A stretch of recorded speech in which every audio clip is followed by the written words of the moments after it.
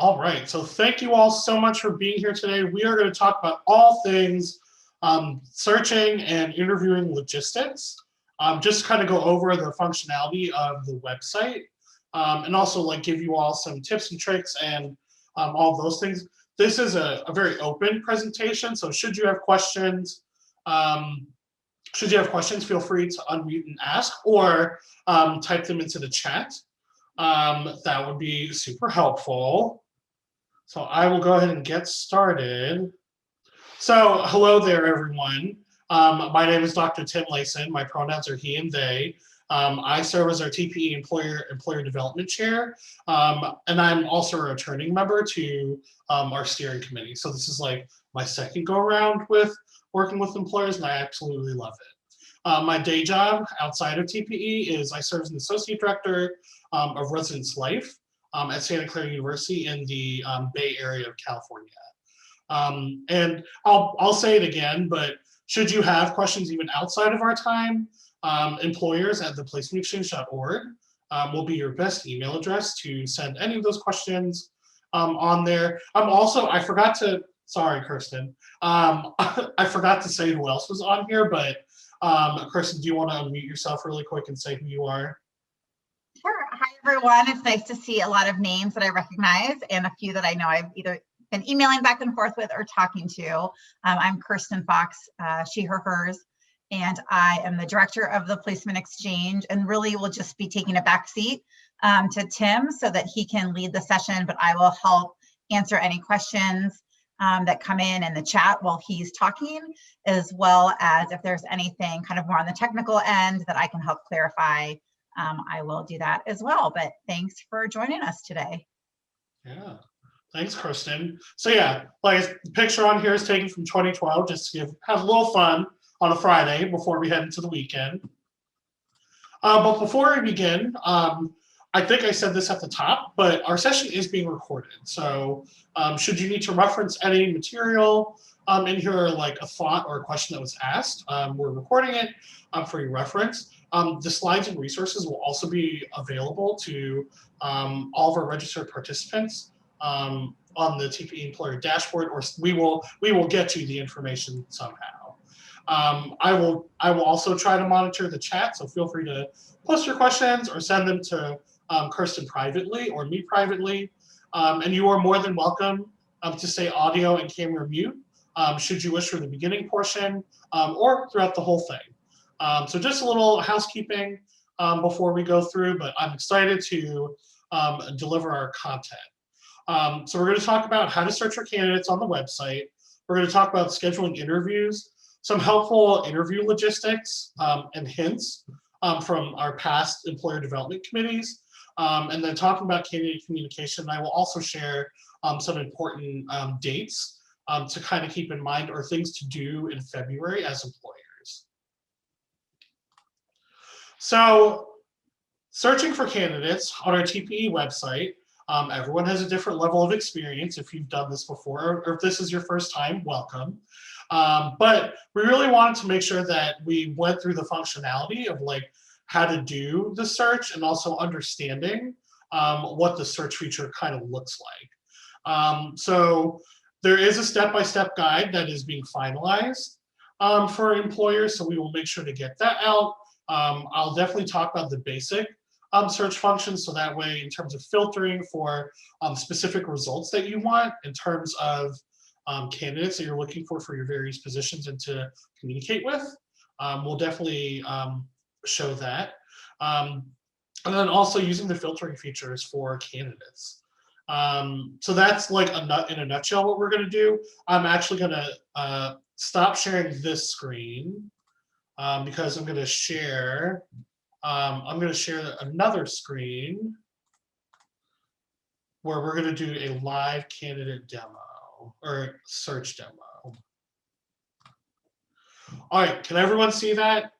Thumbs up. Great. Okay, so this is, first and foremost, this is like our test employer dashboard. So everyone's dashboard is going to look a little bit different, but just kind of give you some basic functionality and the announcements that we'll be making throughout TPE and in general that we want to push out to employers, we'll put into here. You can see there's an event schedule to kind of see where the schedule is right now. All of your postings, so depending on the number of postings that you have for your profile, will all be listed here. Just so that way you can see what postings you have available or postings that you are looking at. And then obviously for today, we have a test position for it, but we'll also use that. And then down here, some other resources. So getting to your employer schedule, seeing what the schedules look like, information sessions, interview team members, and then your job post credits, and then any candidates that you want to like save. Or folks that you want to make sure you go back to and review will also be listed here. But again, that goes into when we start the actual search functions. And so you have some other functionalities here: manage your job postings, any credits, transaction history, and all that kind of good stuff. So we're going to go into search candidates. So if you wanted to do this side by side on your own computer and with me, just sign into your account and go to search candidates. So from this field, if my computer will go, from this field, this is what the candidate search box will pop up as. So you have this lovely box here, and then you have all these different attributes. So you have the search candidate box, and then these are the specific attributes that different employers and organizations will use to search for very specific candidates. The one thing that I will say is like a pro tip is even before you start filtering or like putting some of these other specific filters in, I always check to make sure that I check TPE event candidates only for my initial searches, just so that way I know the candidates who have paid their registration fees for the event, and I know I can make contact, schedule interviews with, and all of that good stuff. And just to give you all some numbers, we have about 450 candidates that are registered, but their profile, not all of their profiles may be public yet. So just know from an overall number, we have 450, which may be a little bit different than what you're seeing on your end, but not all candidates have made their profiles public yet. So just a good pro tip, make sure you always check TPE candidates only. So breaking down some of the attribute features, if you know a specific candidate that you want to look for, you can look for them either by last name or by candidate event ID or their candidate ID number. So if you know specific folks that like you've gotten information from other team members or folks who might have related to you, you can look for candidates individually through the search individuals should you wish. But most times employers will use the search attribute feature. So the great thing about our search attributes is this keywords, you can type in residence life, obviously as I have done, just to kind of give an example. So if there's keywords within your specific position description that you want to pull for, you can definitely type them in into the keyword feature. And professional level, so there's a variety of options here. So you can look at all levels, so that will give you everything from undergraduate all the way up to our faculty. So anyone, that's what all levels means. And then you have undergraduate. So these are folks that are currently undergraduates or finishing their undergraduate degree looking for positions, graduate students who are currently graduate students and are looking for positions. New professional this is where we start going into some of like what we would consider postmasters, but candidates self-identify in their own profile what professional level they are. So I will tell you from my own experience, a lot of times graduate students will not only pick graduate, but they may also sometimes pick new professional.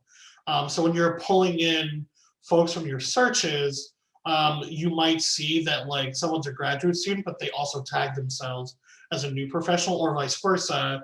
a graduate student might tag themselves as a new professional because that's technically what they're trying to go into for like their position. So just little nuances, like a lot of the reporting that you'll get from this is based on candidate profiles and how they've set them up individually. Institutional type. So this is based on what the candidate selected in terms of the institutions they want to work for. So there's a variety. You can do all institutions, so you can see all the candidates that are open to all types of institutions. But sometimes candidates will be very specific in the types of institutions they want to work for, 2-year, 4-year, all the way up to public and private, not-for-profit, private for-profit, technical, vocational, religiously affiliated, and then other.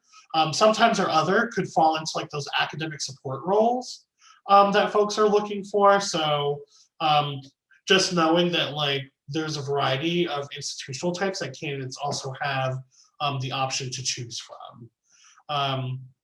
So that's kind of important because if you are, and I'll do a demonstrated search here in a second, or here in a minute. So depending on like what your institution is, if you want folks who have, you know, religiously affiliated experience and want to work at a private not-for-profit, you can select multiple. You can select multiple options, and just like in the professional level, you can select multiple options as well. So years of experience. Again, we leave all the any filters on there, so that way, depending on what kind of position you're looking at, you can pull the information. So 0 to 1, 2 to 4, all the way up to 16 years plus. That's on there. So again, you can select 0 to 1, 2 to 4, all those different things.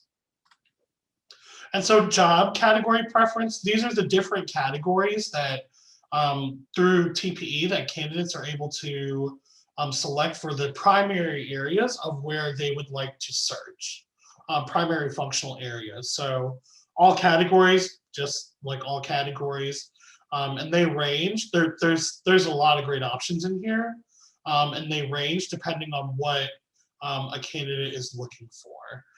So let's say for we're looking for a housing position, and then maybe let's see, disability services. So then the state and location preference. Now, as an employer, you will have candidates, they may tell you that they are geographically bound for one reason or another. So this is a great feature if you're looking for folks that only want to work in the state of California, right? You can do that, or California, or Oregon. I clearly don't know my alphabet right now. Oregon. So you can select multiple states, or in this option, if you're only looking for candidates who are searching domestically, you can search USA only, and it'll pull up all 50 states. Which is, if that's what you want, that's great. If you don't select, it'll you can always select any location, so that way you can see what candidates are open to being potentially anywhere for their position. And then again, selecting TPE, event candidates only, and then the date range. So a few things about our date range. So candidates have complete control of when they update and edit their own profile. So as an employer, when you're creating a output report for your positions, I'll break this down a little bit. So if a candidate has updated their profile, Kirsten, please help me if I get this wrong sometimes. If a candidate has updated their profile within the last 30 days, you will see that list. If a candidate updates their profile in the last 7 days, you will see them in that list. So here's an example. Let's just say Kirsten is an employer and I'm a TPE candidate, and I just like some of our TPE candidates, update my profile every single day of the week. So every time Kirsten pulls a report, let's just say she pulls a report on Monday, I'm on that list on Monday because technically my profile would have updated in the last 7 days. So then let's just say she's done with that list, and then I, as a candidate, update my profile on like Wednesday night, right? So then when Kirsten pulls a report on Thursday morning, I will also show back up in the last 7 days, last 7-day report. So just something to be aware about, because one candidate may show up in multiple times because they've done some sort of update or an edit to their own profile. So that's just kind of important, because you'll start to question, like, why is this person coming up multiple times? That's why it happens, and that's just because of the way our website is structured for right now, and like we can't really make a change to that. So we just want to make you all aware of that, because we know that that is a question that we get frequently around this time as folks are beginning to schedule interviews and pull reports for themselves. So Kirsten, did I get that right? Yeah, that was right, Tim. And just to, you might not need to know why, but partially, as we mentioned earlier, candidates don't have to make their profile public right away. So if we change the search to search by registration date, and they registered 2 weeks ago, but didn't create their public profile till today, and you pulled last 7 days, then you would just miss them all together. And that's a disservice to both you trying to search for them and the candidates. So that's what makes it difficult, is we could change it to registration date, but most candidates don't make their profile public the same day they register. Mm-hmm. So that's why we have to do it by last, basically, updated date. So if they registered and update their profile on the same day, they'll show up. But then again, if they update it this next day and you pull for just a new list, they'll show up again. So yeah, that's just kind of important, because even when I was like a first-time employer, I'm like, why is this person continuing to show up every day? And so that's why that happens. So I'm gonna do a demoed search. So we can use these qualifiers if we want. So we'll go within the last 30 days to expand out who has updated their profile in the last 30 days, and then you hit the big green search button. And out of the 14,399 candidates, your search yields you 82. So these 82 folks that are on here, you can see who the candidate is, their candidate on-site candidate ID number, the specific job categories that they have. So as you can see, they have multiple job categories that they're looking at, the institutional types that they want, and then all of their location preferences. So if you are an employer that is looking for folks, because like they might, not necessarily you all being geographically bound, but like folks who want to work in the state of California, this is also a great way to see, like, okay, if they're willing to work in California, where else on the West Coast are they willing to work?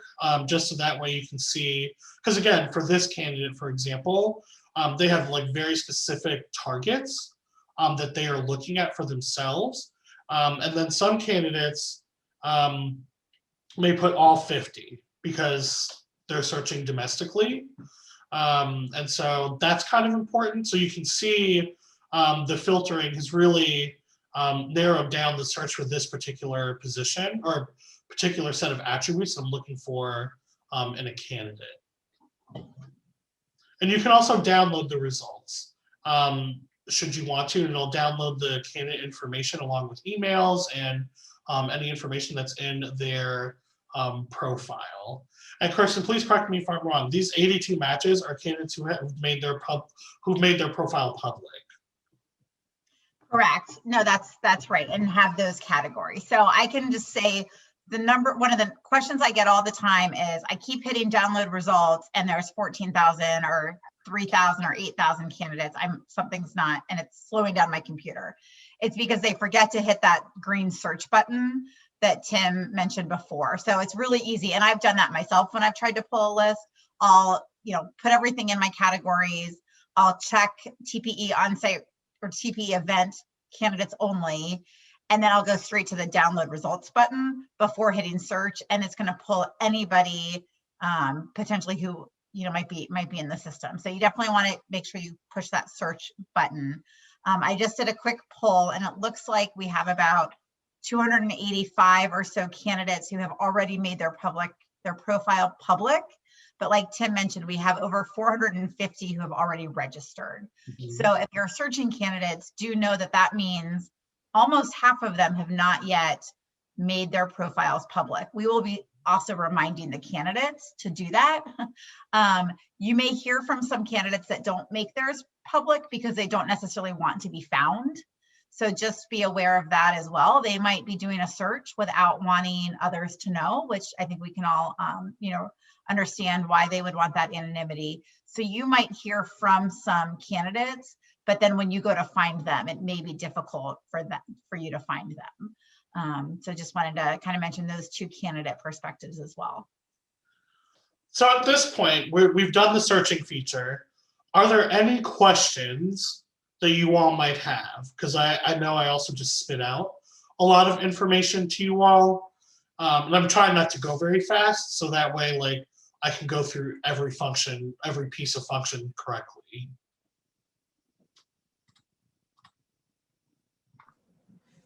Hello, I have a question. Yeah. It might not be specific to just the search function. It's a little bit more about after a candidate, what happens if a candidate is interested in our institution and the way that the communication is triggered via email afterwards? Like, is there a place where that lives? Like if someone expresses an interest in wanting to like be interviewed with us? Yeah, so and Kirsten, feel free to jump in on this too.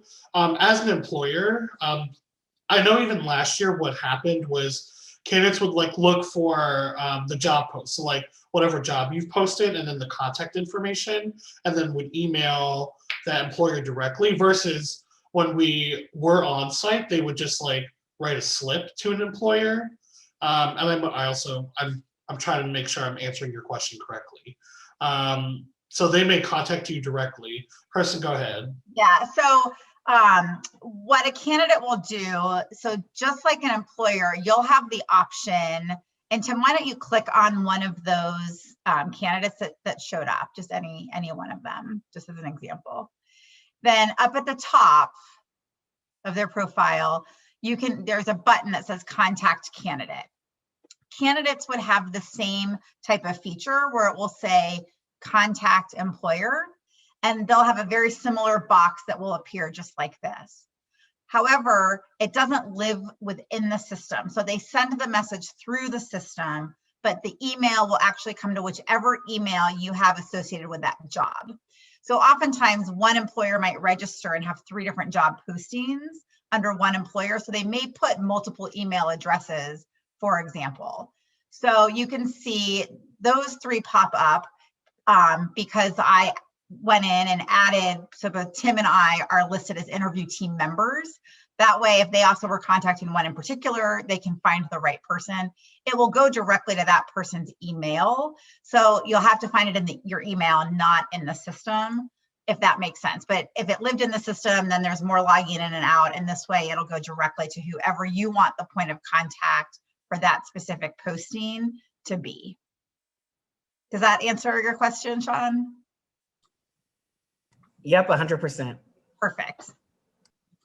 I have a question similar to I was actually looking at the same thing. I've had some candidates do that function, and so I've gotten an email to my email account saying like, you've received a message from a candidate. And so would you all recommend to be responding from our email accounts to keep track of it that way, or going through the TPE system? Because it doesn't look like it's keeping track of the conversation the way it would in my own email. Correct. So you'll want to respond from like whatever email address is associated with that candidate contact, because again, it doesn't we don't have an inbox feature on our website, so you'll want to make sure that you're tracking it on your own. Yeah.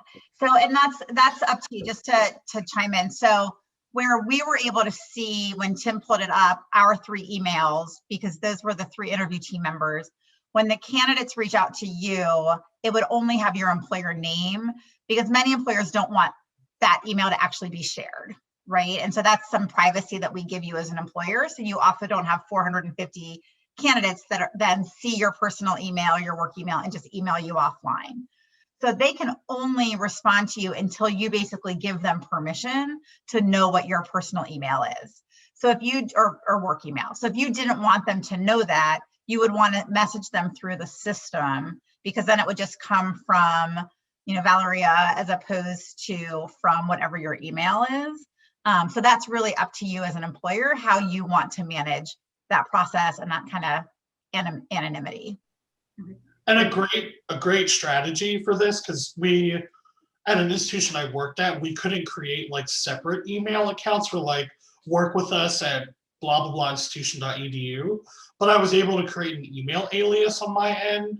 So that way, when I uploaded information to the TPE website as an employer, it would say like, come work with us at asu.edu, but it wouldn't say my name. So when a candidate sees it, they just see work with us at blah, blah, blah.edu versus like timothy.layson at suchaschool.edu. So just if you can, like, and that's also working with like your IT folks or like folks who can do that. But if you can create an email alias for yourself, it's a great tip. Thank you so much. Yeah. Any other questions on searching? All right, so then we will, ooh, can't find presentations. There we are. So yeah, just go for it. I'm sorry, Joe. I just wanted to make sure that I was correct in where I can add team members to our job site. So I know usually my supervisor has their admin post the job on TPE under his name, but then he lets us know when it gets published and stuff, and I have access to it. But under interview team, I can select, or I can add people to that, right? So that we can, when we're sending that message to the candidate, we can choose that they can respond or reply to like my email address instead of it going directly to my supervisor and stuff, correct? Okay. Just want to double check that. That is correct. Just to add in, so unfortunately, there's still just that one login account. So you'll need to share the credentials. And I think Tim talks about this a little bit later, so I might be jumping the gun. So if somebody, an admin or maybe somebody from HR creates it, you'll just want to make sure whatever the employer email and password is shared amongst the interview team. So everybody can be logging in to the same schedule. You can have your own account if you wanted to look for candidates, but that way it keeps it all on that one employer dashboard, right? So this is the hub of your employer activity. But then by adding those team members, that's how, as you saw when we were potentially going to contact candidate Rebecca, we could then, filter out which email we wanted it to come from. So that back and forth can go to that person.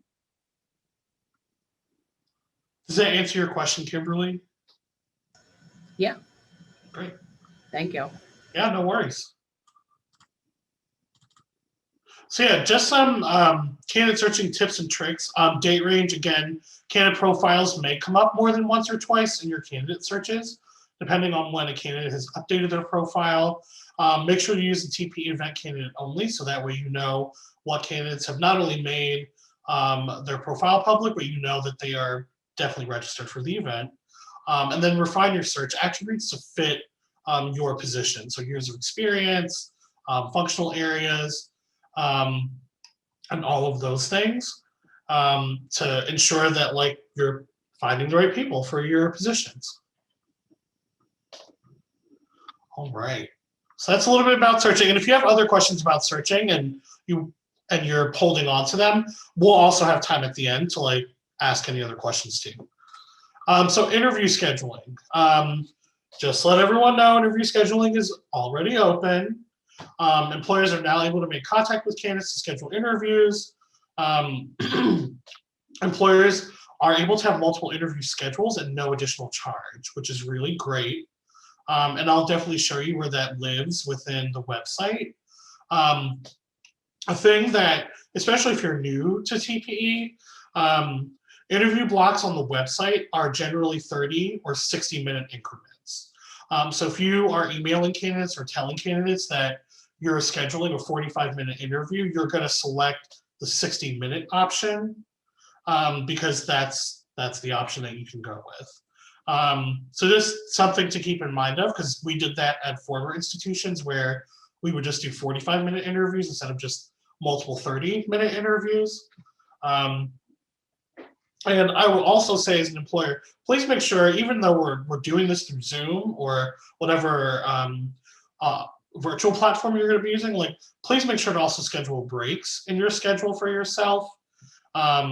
Because again, if you have like multiple team members in the schedule, like scheduling with different candidates, you'll want to make sure that everyone on your team can see when the breaks are, and like what I like to call the blockout.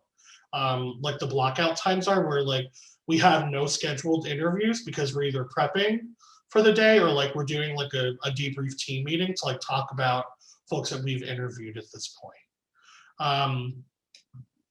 So I'm going to go through and show you all how to schedule a candidate. So just like, so this is your home dashboard.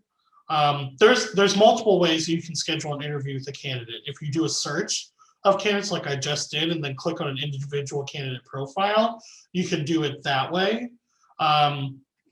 Depending on how you're doing reviewing on your team and the comfort level of folks, I generally will go in through the dashboard, especially if I know I have a list of folks that I need to do interviews with. This is how I'll do it. So on your TPE dashboard, you'll see TPE event links and then view and edit schedule. Okay, so this is the TPE virtual schedule. So there's a couple of things here.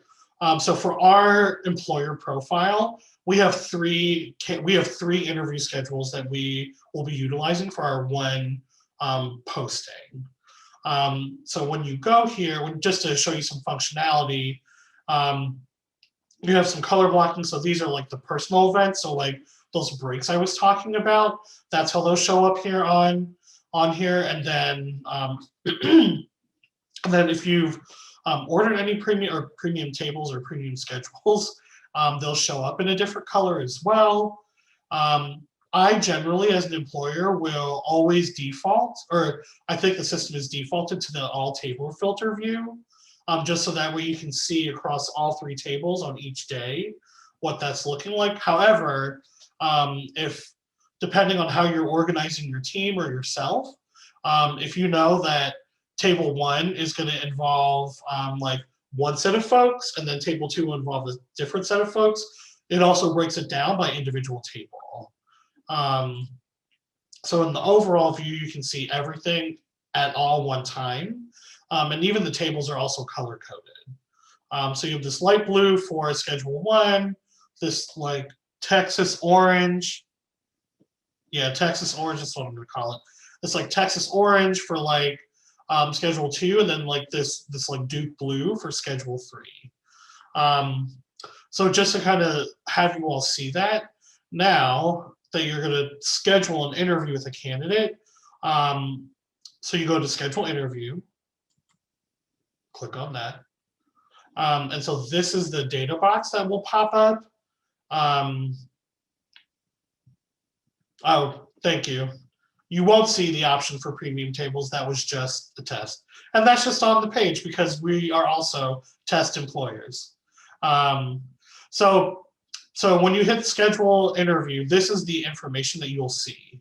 So let's just say we do have a candidate, a test candidate. So let's just say this is candidate 1, who's candidate services. And then depending on how many positions you are posting for, you'll click the appropriate position. So if you are posting multiple positions and you're using multiple interview schedules for your table, that will be pretty important to know which table is assigned to which position, if that's what you're doing, or if you're doing one posting on multiple tables, that will also be important to know which table you're going to put this person at, or like which schedule they're going to fall on. So we have the one position. So our test only position, Now, depending on you all as an institution or as a team, this could be their second, third, or fourth interview. And that's really dependent on what you all are looking at. So, because this will let the candidate know like what it is.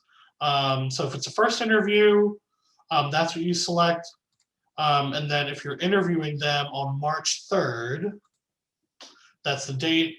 So you can see what is open between all three of your tables, depending on what it is. And so if you're doing 30 minutes, if that's your interview length, or if you do 60 minutes, that's what will also, like, it'll also filter out some things. So it also depends on how you as an employer have also set up your interview times, which will be displayed here. So just to make sure everyone knows, all of our interview times, I know it's bolded here in red, all of the interview times are in Eastern time zone. So I'm a West Coast school, so knowing that like a 9 a.m. for someone who is in like New Jersey is a 6 a.m. time for me. So it's a little bit of math and a little bit of coordination that you have to figure out with the candidate. So TPE for our interview schedules, everything is within an Eastern time zone. And so you'll have to make sure that like you adjust on your end for your time zone and then adjust for the candidate's time zone to like find the right time that fits for this person. So yeah, just make sure everyone gets that. I know it's a little confusing. We definitely understand that. And we can also address that again at the end.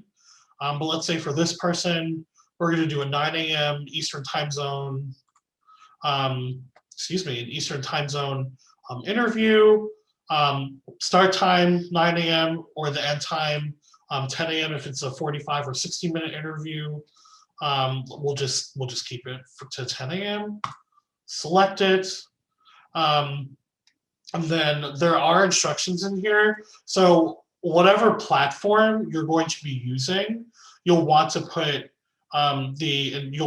those instructions in here as well. Or if you're doing any sort of candidate communication about interviews, like making sure you put it in the email, but it also will not hurt for you to put the Zoom information that the candidate will have to go to in the instructions. Because it is pretty helpful on the candidate end to know like that the instructions for how to access the interview lives in this space.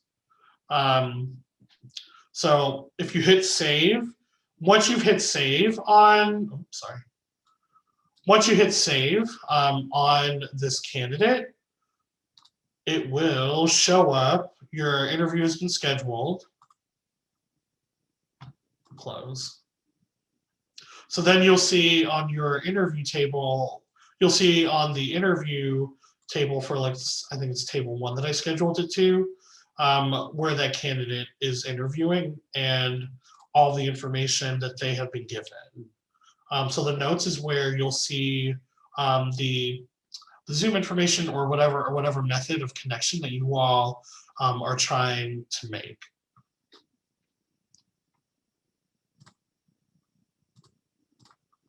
So yeah, that's a little bit about how to schedule the interviews. But again, like the biggest thing is just, it is going to take a little bit of coordination to like go between the candidate, yourself, and the schedule, especially if like all three of you are in different time zones. So just making sure everyone's aware of that. Yes. For candidates going from one interview to another, it'll be much easier for them to go to one place to get their schedule and the correct meeting link. So that's a really good point. So making sure, like I said, even when we were in person, I would still put information that like you'll be interviewing at this table with these people, just so that way they know. But for what we're doing this year, the virtual information, whatever method of connection you're doing, making sure that you're putting it in there as well.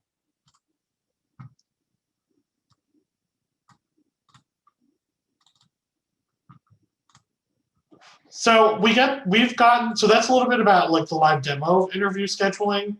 We've gotten the question about like, why should I use the TPE schedule and not my own? That is a great question for whoever typed this slide. The TPE calendar is a central place to manage the timing of all of our interviews. And so that's a pretty important piece because like candidates will not be able to see your availability. And we want to make sure that like from a transparency perspective, like candidates are able to like appropriately schedule their own blocks in their own schedule, and that like employers are also able to appropriately schedule like their schedule as they need to. And additionally, like as an employer, I cannot see what other employer schedules are like. And so if you are doing the scheduling on your own and not updating the TPE virtual schedule, like it'll cause some challenges for that candidate and put them in like a potentially weird space of like, hey, I'm interviewing with you, but like this other school wants to interview with me at the same time, but they didn't put it on my schedule. What should I do? And like, as an employer, like I'm always respectful of my colleagues, but it's also like, this is the one time that we want to make sure that we are continually updating our own TPE schedule. So that way we don't cause that like that awkward space, because whether it's virtual or in person, it happens. And so like it even happened to the best of us. So like that's why we want employers to use the TPE virtual schedules in order to make sure that candidates are in a good space and that you're in a good space. The question is, how do we buy more tables? And are we able to adjust virtual interview schedule add-ons if we're still finalizing team/numbers? Well, I know Kirsten will answer that. Kirsten, do you want to take that question? Sure. So and especially in case people look at this later instead of chatting back. So one thing I put in there, anytime you see the word table, it really means schedule. We are trying to find all the places. It's amazing how many places it's buried within code. But know that anytime you see table, it just means schedule. You can always add on any schedule. Back on your dashboard, there will be a couple different places where you can push add on, and schedules are free. So you could have up to, I think, 6 different schedules for no additional cost. And you can add those on at any time. Even you could add one on Friday, March 5th, if you wanted. So as you can see here, on the, right, so you could virtual interview schedule add-on where Tim is, he could put 3, and then he'd check out, there'd be 0 money exchanged, and you'd have 3 more schedules. You can, if you've already done this, you can go to the top, Tim, at the top of or hit submit, but there's a little blue, continue this to the next step, hyperlink. So if you've already filled out the survey, you don't have to do it again. And then you check out, view cart, it'll take you through everything just to make sure in case you put in billing information. But it will then all of a sudden show, just put in a pretend phone number, and then it'll show up with the extra schedules. So you can add those into the last minute. So I think that also answers the next question. Can you adjust the virtual interview schedule add-ons if you're still finalizing your team? Absolutely.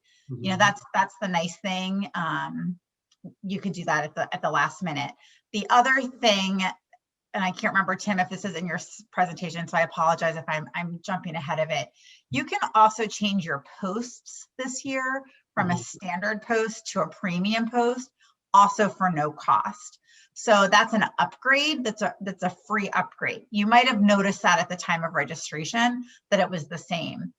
Many employers want their job to stay only a standard position because there's already 450 candidates registered. They want to make sure that the candidates who are seeing it have that access. But we also know it's a hard job market, and schools, we want you to do your recruiting, whatever works best for you. So you can make it a premium post for no additional cost. And you can do that after the fact also. That just means that it's visible on the website and all of the details are visible even to candidates who aren't registered for the event. Okay, and you won't be able to schedule interviews with those candidates that see it that might be interested, but if you wanted them to still be able to apply for the job, through whatever your other kind of HR university system is. So that's just the difference, but there is also no cost distinction. Mhm. Yeah, and that, I mean, for schools who might be doing this for the first time, that's really great, because it allows for like a wider net of people to see your job post. So that's a great feature that we've been able to add on. So yeah, interview scheduling with candidates. Again, interview scheduling is in Eastern time zone. This is just some like tips and tricks. Like let them know how long the interview is going to be, because as a former candidate, when I know I'm rolling into a 45-minute interview, it's kind of a different mindset that I have to take with that employer. Be sure to communicate the video conference platform that you will be using. Also, fun fact, Zoom just did Zoom is about to do another update. So if you are using Zoom, you may want to tell candidates you might want to upgrade or update or upgrade, update, whatever. You might want to update to the latest version of whatever web platform that you all are using with candidates. We found that out the hard way at my institution. So yeah, letting them know what it is and if they have to update to a new, to like the most updated version. Candidates are not able to see employer schedules, so we will not be aware of their open block times. So please make sure that you're communicating with candidates about that. I did the live demo. I'm happy to do it again if we need to for review. But in the last few slides, and I'll go through these pretty quickly because I want to make sure we leave time for questions. In preparing your recruitment teams, just some things and questions to consider about what it is that you're looking for. I will be doing a whole session on avoiding interview bias on February 19th at 3 p.m. Eastern. Stay tuned for the poster.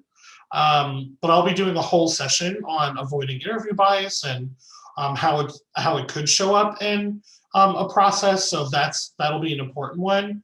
But if you haven't done this already, like connect with your HR folks to talk about what implicit bias is and like bias of interview bias, just so that way like your process is as bias free as it can be, because we know we can't avoid every single bias, but being at least aware and trained on it will be very helpful.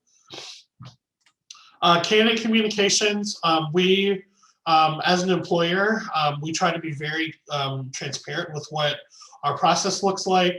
This candidate communication was stolen from our former employer development chair, Arian Mickles, because she is like the queen of like communication. So this is something that she's developed over the years. And it's just something to let them know what your process is like, and really just letting you as an employer, like put yourself in the candidate's shoes. Go ahead, Kristen. Hey, Tim, do you want to hit the present mode? So it's a little bit easier to see what's on your slide. I can. There we go. Thank you.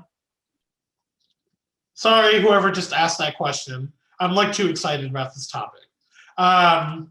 So here's some important things for employers to do. So it's like your employer checklist or your to-do items checklist. That's probably growing by the day.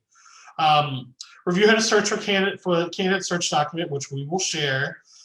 Please schedule all of your interviews because we want to see that schedule pop in. Update your TPE team and your employer dashboard. So if you are bringing on folks to do or you have a team, make sure they're also listed. Candidate communication plans, creating and or updating interview questions if you've not done that yet. This is also a good time. And then this is just like a great reminder because we know we have multiple constituents that like to interview people. So getting in touch with your campus partners or other important stakeholders, as I will say, who you want to involve in either your final or on-campus process or even just in your general process, just so that way people know who they're interviewing with. Some upcoming dates, our schedule is open. And I did put it in here, upgrade your standard post to a premium job post for no additional charge. It's great. It is a great feature. Consider signing up for our employer information showcase during the initial part of the TPE week. because it'll be a time for your institution to kind of shine and talk about like who the institution is, where it's located, not necessarily about your job post, but giving candidates an inside view of who your institution is. And then just the TPE schedule, because it's 4 weeks away. And so March 1st and 2nd, we'll be doing employer welcome and educational programs. And then the 3rd to the 5th is like they are the interview days. So there's that. And then I'm hosting another program on the 19th about avoiding interview bias. The registration link is to come, but it's 3 p.m. Eastern all the way to 12 p.m. Pacific. And then should you have questions outside of this, I do hold open office hours Monday, Wednesdays, Fridays, and Sunday. Yes, including Sunday. That is 7 p.m. to 11 p.m. Eastern, and then 1 hour less for other time zones, or more, depending on where you're at. If you want to sign up for a time to talk with me offline, here's my meeting link. If you get to my meeting link and there's technically no other times available, that's okay, because I let me know, and I will schedule a time with you no matter what. And if none of those times work with you, I'm also happy to meet with you individually at a different date and time. And then final thoughts, but really I want to leave room for questions. So let me open up the chat here.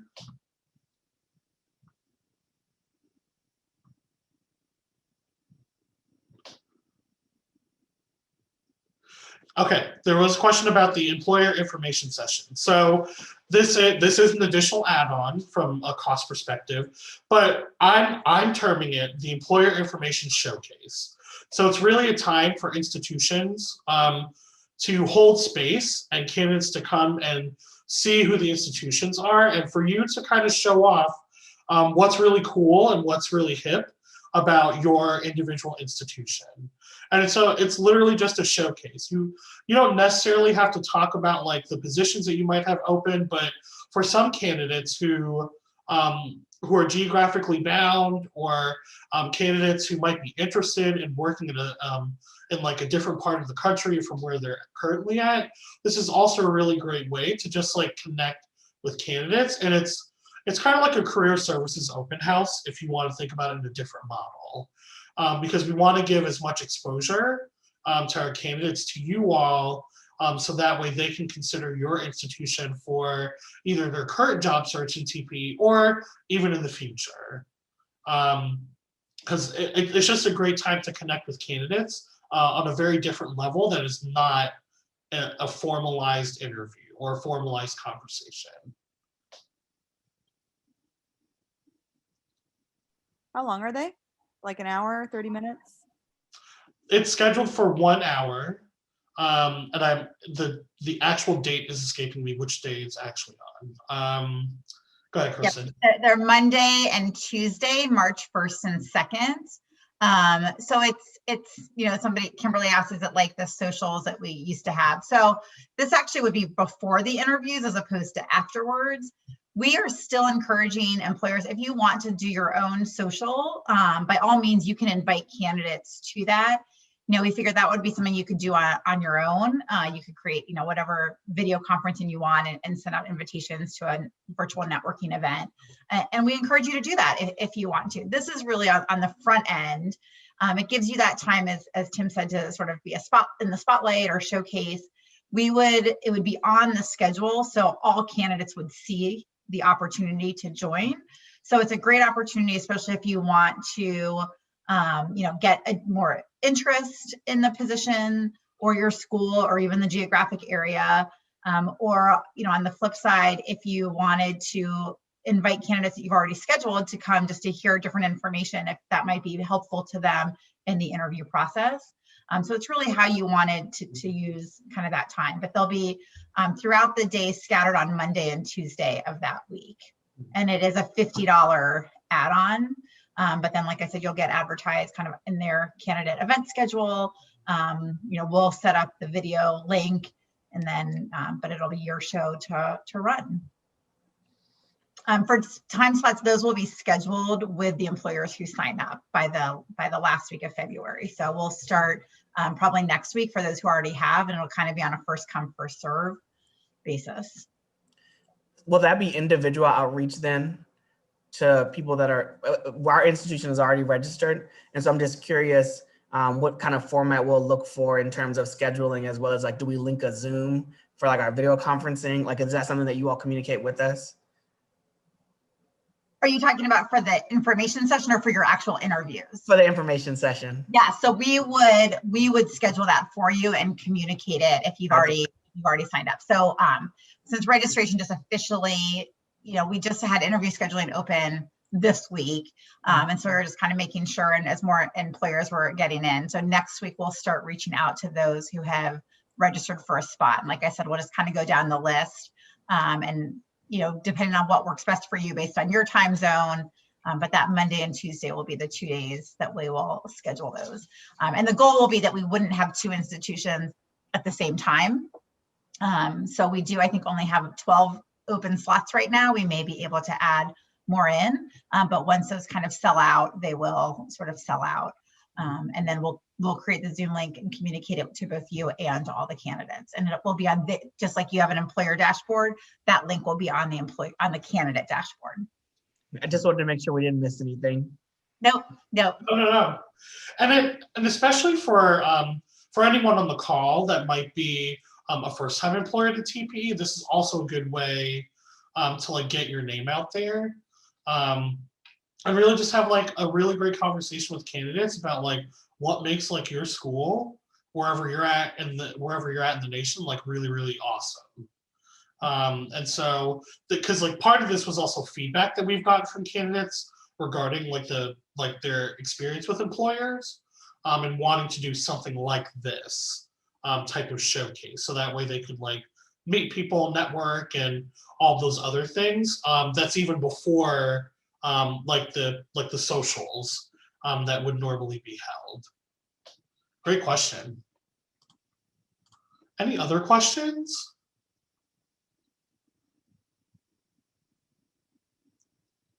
Hello again. I have another question. When it comes to adding your team members, so I'm the one that's like navigating the TPE site, and I'm the point of contact for my institution's team. So could I remain as the sole team member since I'm the one just doing all the things here, or do I need to add everyone that's going to be on my interview team in there?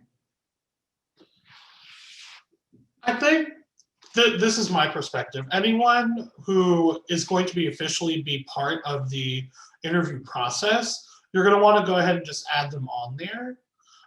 Because from like a communication perspective, especially if you're trying to make contact with a candidate, it'll be easier for like you all as an institution to know like who is in there and who can they communicate with, or who will need to communicate with that candidate. And so to me, we always put everyone who's going to be doing interviews on there. I mean, obviously within reason, because like if you have like a one-off with campus partners, like they may not necessarily need to be in there, but the more consistent folks on your team that are going to be doing interviews, regardless of like the number of tables that you're doing them at, like you'll want to go ahead and put them in there.